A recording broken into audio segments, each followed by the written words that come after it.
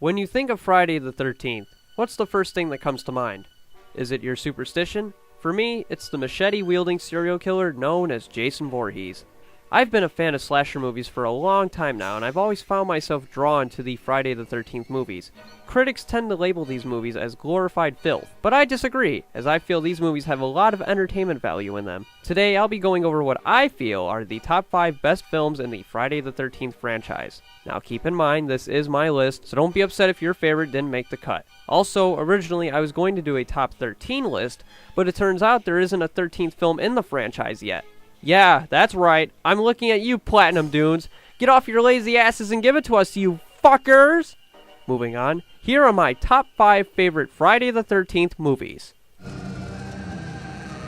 Number 5. Friday the 13th Part 7, A New Blood. Alright everyone, get ready. It's time for the matchup we've all been waiting for. That's right, Jason Voorhees versus Freddy Krueger. Wait, what? They're doing what? Huh?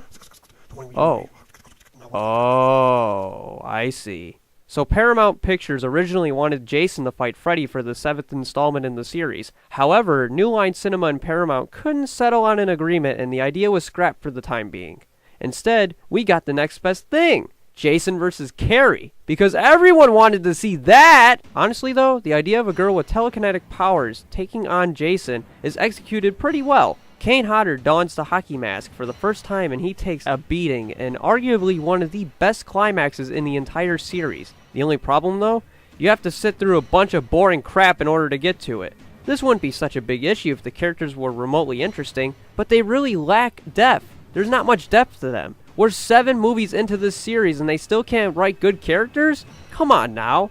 This movie was made during a time when Friday the 13th was starting to decline as a series, and it really shows. I'll give this movie some praise though. The characters of Tina and Dr. Cruz are both handled fairly well. Another downside to A New Blood is that much of it was chopped down by the MPAA. Looks like Jason wasn't the real murderer this time around. All the death scenes were supposed to be more gruesome and violent. I've seen some of the cut footage, and a lot of the effects were pulled off very well, and it's a damn shame that the MPAA had to stick their noses into this and remove them from the final film. It really feels like a big slap to the face to the people who worked on the special effects. Damn you, MPAA! You had one job! And apparently that job was to ruin a good movie. One of the main reasons that this movie is worth watching is seeing Kane Hodder's portrayal of Jason for the first time. His mannerisms really show, and he has made Jason come off as one pissed off son of a bitch who won't let anyone escape his grasp. Geez, it's no wonder why he's played the role the most. He is honestly the definitive Jason, in my honest opinion. If you want to see an awesome final act, and you don't mind sitting through a bunch of boring characters to get to it, then I'd say check this movie out.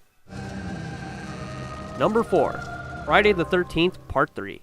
Did you all know that this movie was shot in 3D? Well, get ready because it really shows! That's right, a majority of this movie has nothing but close-ups of countless objects. It's too bad you can't currently watch this movie in 3D, otherwise the up-close shots would at least look less goofy. Aside from that, the movie has a lot of good things going for it. For starters, the characters are nothing too special, but they certainly are more interesting than the characters we had to put up with in Part 7. You have the biker gang, the jock who's trying to get his way into the heroine's pants, and you have the jokester Shelly, who just wants to be accepted by everyone else. The other characters are likable and all, but I really like the actor who plays Shelly. He gives him a lot of depth, and you can feel for him throughout the entire film. But all good things must come to an end, as Shelly and the rest of the main characters are slaughtered at the hands of Jason Voorhees. The death of Shelly also marks the first time Jason would don his famous hockey mask. Thanks, Shelly! You actually did a good deed in this movie, whether you like it or not. The final chase between our heroine Chris and Jason is a lot of fun to watch. Chris's past has a bit of a connection with Jason. What might that be, you ask? Well, a few years ago, according to her, she was attacked by a bald, deformed Jason in the middle of the woods. I find this to be a bit contradicting because Part 3 takes place a day after Part 2. The unmatched Jason we see looks nothing like the one in Part 2, so her story feels a bit forced in the grand scheme of things. Chris tries just about everything to put Jason down though. She hits him with a blunt object, well actually several blunt objects. She drops stuff on top of him, she stabs him in the leg, she even hangs him. But this motherfucker just keeps getting up. That is until she takes an axe and slams it into his skull. This is back in the early days of the series when Jason still had humanistic qualities, which is why he was put down so easily by this. With that in mind, would you believe that this was originally supposed to be the end of the Friday the 13th film series? I personally enjoyed the climax, but as a conclusion to the trilogy, it feels underwhelming.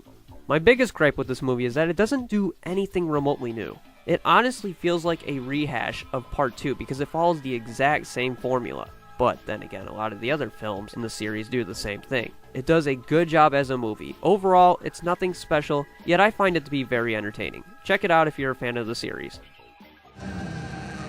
Number 3. Friday the 13th Part 2. Part 2 introduces us to Jason as the killer for the first time, and they do it in a pretty effective way. The opening scene of this movie is pretty creepy as Jason takes his revenge by killing Alice, the woman who killed his mother. Yet we don't get to see much of him. The entire build-up to seeing Jason with the bag head on lasts up until the third act of the movie. During this time, nobody is safe from him though, not even Crazy Ralph, who ends up meeting his demise. Like I mentioned while I was talking about Part 3, this film has a specific formula. A formula that would be carried over into many of the sequels. It goes a little something like this. Teenagers go to Camp Crystal Lake, have premarital sex, smoke pot, and end up getting killed. That's the basics for ya. Our two main protagonists, Paul and Ginny, have their work cut out for them. They end up having to team up against Jason in the final chase. I would say this chase is cool and all, but a lot of it feels like slapstick comedy. Jason is literally pushed over by Ginny and Paul several times. Hell, Jason literally gets kicked in the dick by Ginny during the chase. If the thought of that doesn't make you laugh, then I don't know what will. That may be my biggest complaint with this film. Jason is made out to be a fool at almost every turn once the finale begins. Thankfully, this wouldn't always be the case in future sequels. Eventually, the climax leads to Ginny discovering Jason's hut, where he has kept his mother's decapitated head and her sweater. With that in front of her, she gets the idea of acting like Pamela Voorhees. This leads to Jason getting flashbacks of Betsy Palmer as Pamela with brand new footage of her talking to Jason. Betsy Palmer does a great job as Pamela Voorhees, just like she did in the first Friday the 13th. Jason is eventually taken out with a machete swing to the shoulder by Ginny. A fitting end for Jason's first loss, but like the ending suggests, you just can't keep him down for long. Overall, this is a good sequel and would set the groundwork for what was to come next. Number 2. Friday the 13th Part 4. The Final Chapter. What can I say about this movie that hasn't already been said? It's often praised as one of, if not the best in the entire series, and rightfully so. There are so many things to like in this movie. This movie does have a few shortcomings, but when it's good, it's really good. The characters are all a lot of fun and genuinely likable. They all feel like real people to me. Crispin Glover plays Jimmy, and you may recognize him as Marty McFly's father in Back to the Future's Part 2 and 1. Jimmy comes off as a stubborn piece of work in this movie, and you really want him to be happy by the end of it all. There's also a famous scene of this guy dancing like a maniac to supposedly AC/DC's Back in Black song. Even if you aren't a fan of these films, I'm sure you've seen this clip somewhere before. I could talk about almost every single character in this movie, but unfortunately we don't really have the time for that. The special effects work by Tom Savini is superb, but then again, anything he works on at this point ends up being great, so I shouldn't be surprised. The kills featured this time around were some of the most brutal the series had ever seen at this point. Once again, that's the beauty of Tom Savini's effects work. Corey Feldman is great and really memorable as Tommy Jarvis. This movie was made before his acting career launched, and his charisma really shows here. He acts the way a kid would if they were put in these situations. Corey left such a huge impact on the series that Tommy would be included in 2 other movies in the franchise, Part 5 and 6. I'm sure he will be greatly used in those 2 installments. The man behind the hockey mask this time around is stuntman Ted White, and he does a fantastic job. He gives Jason the aggressive, in-your-face kind of attitude that I enjoy the hell out of. Ted White has even stated in interviews that he thought Corey Feldman was a spoiled little brat, and whenever Jason had to go after him on screen, Ted would actually go after Corey for real and make the most of it. His performance is really convincing, and he has earned his place as one of my favorite Jasons of all time. I can't think of too many flaws in this movie. Oh wait, yes I can. The title of the damn movie is a huge flaw. This is not at all the final chapter. Why is it still called that? Shouldn't it just be renamed the Part 4 instead? You would think they would have done that by now, but they have proudly stuck to the original title, even though there were 8 movies after this one. Well, hopefully they learned their lesson when it comes to using final in the... Oh, you have to be fucking kidding me! Needless to say, Friday the 13th, The Final Chapter, is a well-made slasher movie, and I'm sure everyone who's watching this has seen it. And if you haven't, then what are you waiting for? You don't even need to see the 3 previous installments to see this one. The opening has you covered. So go ahead and give it a watch. And my number 1 favorite Friday the 13th movie is Friday the 13th Part 6, Jason Lives. I think Jason Lives is the definitive Friday the 13th film. It does so many things right more than it does wrong. The characters, the story, the tone, Jason, everything is handled so well. For example, the opening scene of this really sets the mood with a foggy atmosphere and the visual of a coyote eating the remains of a dead animal. Tommy Jarvis returns, played this time by Tom Matthews, to find the remains of Jason and burn them completely. Even though in the previous movie it was said that Jason was cremated. Guess that was retconned here. It's definitely not the worst change that's been made to the series though. However, his plan goes horribly wrong as he accidentally resurrects our favorite machete-wielding killer. Way to go, Tommy! You've doomed everyone! Jason goes on one of the biggest killing sprees in this film, with the body count being 18 victims. That's one of the highest body counts in the series, the highest two being Jason Goes to Hell and Jason X with both 23 victims. There seems to be no brakes on this murder train as Jason kills everyone he comes in contact with. Well, except for some of the kids, but it is implied that he may have thought of doing the dirty deed. All the kills in this movie are ridiculously great. One of my favorites is when Jason pops up out of nowhere and slices the heads off of 3 paintball players. It's just awesome. Every character in this movie is memorable to some degree. Sheriff Mike and his deputy Rick, with the big red dot sight on his gun, make a good duo during the first half of the film. The sheriff comes off as a bit of an asshole at first, but you slowly begin to like him as the film goes on. His daughter Megan plays Tommy's love interest. She does a good job as the heroine this time around. She's rebellious, and her interactions with Tommy are a lot of fun to watch on screen. Like the final chapter, I could talk endlessly about each character in this movie, but we're limited to time here, so I'm going to cut myself off short.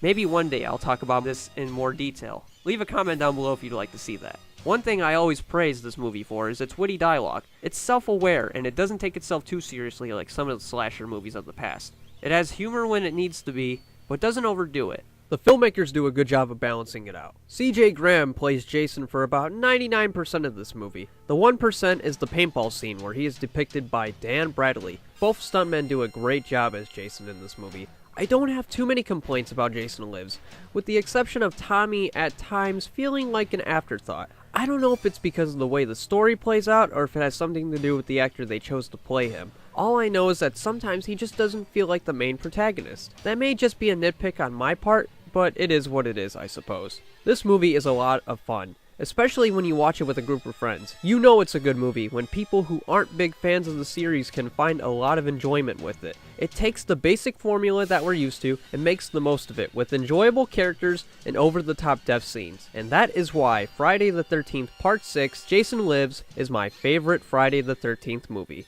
What are your top 5 favorite Friday the 13th movies? Leave a comment down below and let me know. Thank you all for watching, and I hope you have a great day. This is Gojira 2012, saying farewell for now. And now, if you'll excuse me, I'm going to go do the world a favor and go off myself because I enjoy watching a deformed man kill countless other human beings. Whew. Yep. God, I'm horrible.